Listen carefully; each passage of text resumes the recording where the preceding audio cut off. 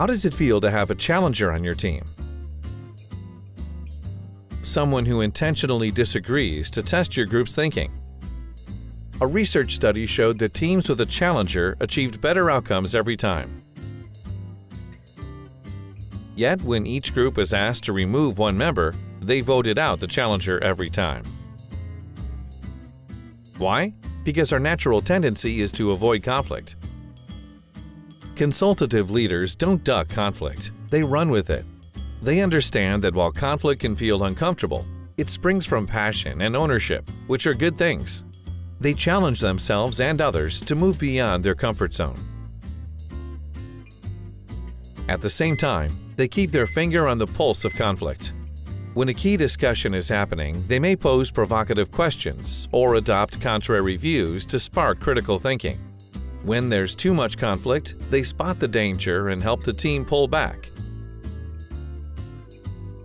They leverage conflict so that it's just right. This leads to the best and brightest ideas and healthy teams. Let's hear what leaders Kim and Eli have to say. Last quarter, I asked my team to prioritize activities to support our district's goals. Mike expressed strong preferences, and no one, including me, disagreed or proposed alternatives. So we went with Mike's idea. Throughout the quarter, my team was unenthusiastic. We ended up missing our target. When I asked what happened, they shrugged and indicated that since Mike always got the last word, it was easier to go with the flow. I learned two things. First, silence is not agreement. Second, my silence and theirs was us avoiding conflict, and our team, our bank, and our clients suffered as a result. I know Mike means well and believes deeply in what he says, but his insistence makes it hard for others to offer critiques or propose alternatives.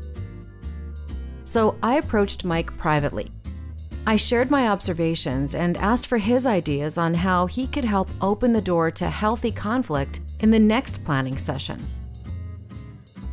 We agreed that in addition to his own ideas, he'd help bring at least 5 ideas forward from the rest of the team. I asked Mike to scribe and asked the team to step it up.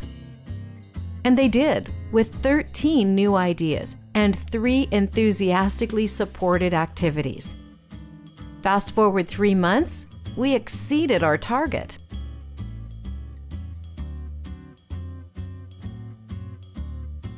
My experience was the opposite of silence.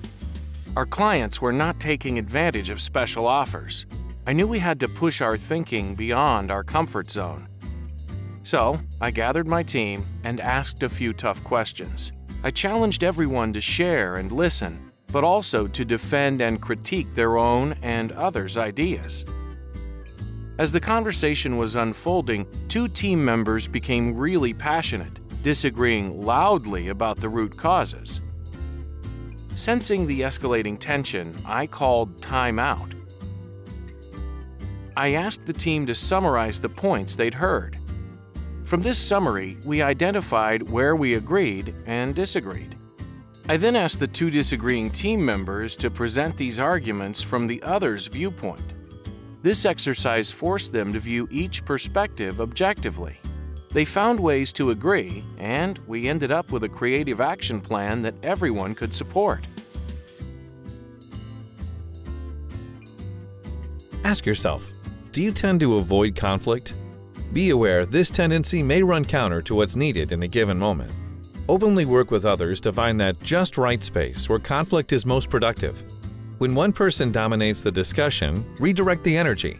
Ask that person to play a different role, such as facilitator or scribe. Call for contributions from others by name. When people argue, take a time out to cool down. Paraphrase to build understanding. Ask them to debate the opposing view.